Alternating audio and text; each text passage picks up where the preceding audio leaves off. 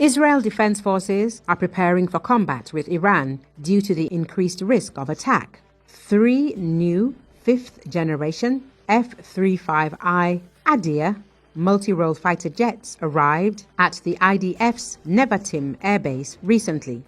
They will join the ranks of the 116th Squadron Lions of the South and the 140th Squadron Golden Eagle.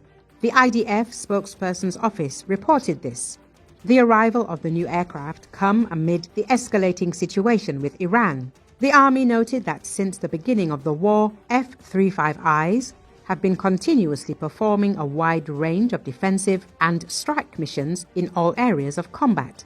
The IDF emphasized that the arrival of the new aircraft is another step in strengthening the Adir fleet and expanding the Air Force's operational capabilities.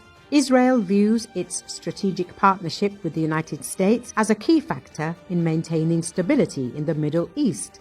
Israel believes that the possibility of an American attack on Iran remains relevant despite the pending decision by US President Donald Trump.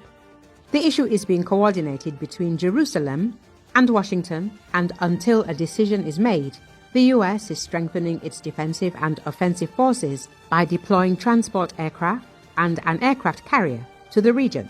The F-35 is considered one of the most technologically advanced combat aircraft. As military observer Yossi Yehoshua notes, it is a stealthy platform with powerful reconnaissance and battle management capabilities. The aircraft identifies targets and air defense systems, updates the situation in real time, and transmits data to strike forces. This makes it particularly important in the initial stages of operations against countries with advanced air defenses, such as Iran. However, maintaining stealth mode limits the amount of weapons carried. At the same time, according to media reports, IDF Chief of Staff Lieutenant General Eyal Zamir is organizing Air Force exercises simulating Israel's possible response to a potential attack from Iran. Earlier, media reported that IDF spokesperson Efi Defrin said that Israeli troops' combat readiness has been increased in all areas amid growing regional tensions and discussions of a possible direct conflict with Iran.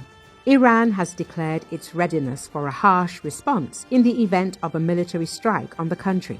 According to Arab sources, Iran's leadership warns that a potential attack would not be limited to targeted actions and would inevitably escalate into a full-scale conflict. The chairman of the Shura Council emphasized that if Iran is involved in military action, there can be no talk of a local scenario. He said any strike would trigger a long and all-encompassing war in which the enemy would face a blow without precedent. At the same time, as Tehran made clear, the conflict will affect not only the immediate participants. Neutrality in such a situation will be impossible.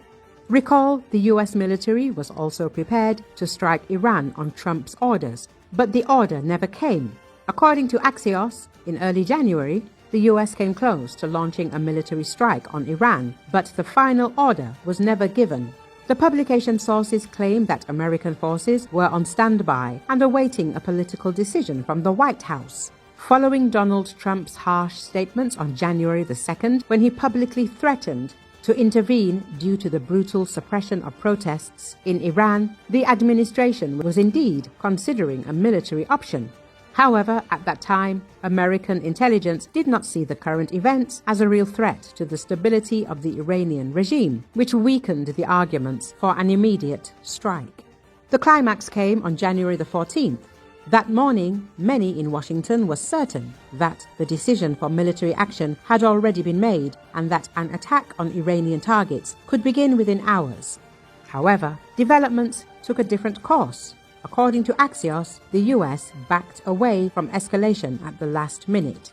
Meanwhile, according to journalists, Trump himself repeatedly returned to the idea of using force over the past week, viewing it as a response to the repression of protesters. The turning point was an informal diplomatic channel between Washington and Tehran. According to the publication, Iranian Foreign Minister Abbas Araghchi and Trump's special envoy Steve Witkoff discussed possible steps to reduce tensions over the past weekend. Ultimately, on January the 14th, the US president decided to pause and give diplomacy a chance. However, Axios emphasizes the decision to abandon the strike does not mean the issue is finally resolved. The White House has made it clear that the option of using force remains on the table.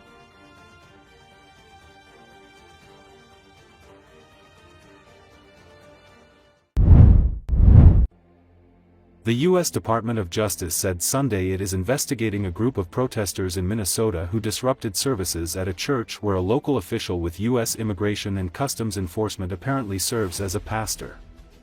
According to Associated Press, a live-streamed video posted on the Facebook page of Black Lives Matter Minnesota, one of the protest's organizers, shows a group of people interrupting services at the city's church in St. Paul by chanting "Ice Out" and "Justice for Renee Good." The 37-year-old mother of three was fatally shot by an ICE agent in Minneapolis earlier this month amid a surge in federal immigration enforcement activities. The protesters allege that one of the church's pastors, David Easterwood, also leads the local ICE field office overseeing the operations that have involved violent tactics and illegal arrests. U.S. Department of Justice Assistant Attorney General Harmeet Dillon said her agency is investigating federal civil rights violations by these people desecrating a house of worship and interfering with Christian worshipers. A house of worship is not a public forum for your protest. It is a space protected from exactly such acts by federal criminal and civil laws, she said on social media. Attorney General Pam Bondi also weighed in on social media, saying that any violations of federal law would be prosecuted. Nekema Levy Armstrong, who participated in the protest and leads the local grassroots civil rights organization Racial Justice Network, dismissed the potential DOJ investigation as a sham and a distraction from federal agents' actions in Minneapolis-St. Paul. When you think about the federal government unleashing barbaric ICE agents upon our community and all the harm that they have caused, to have someone serving as a pastor who oversees these ICE agents is almost unfathomable to me, said Armstrong, who added she is an ordained reverend.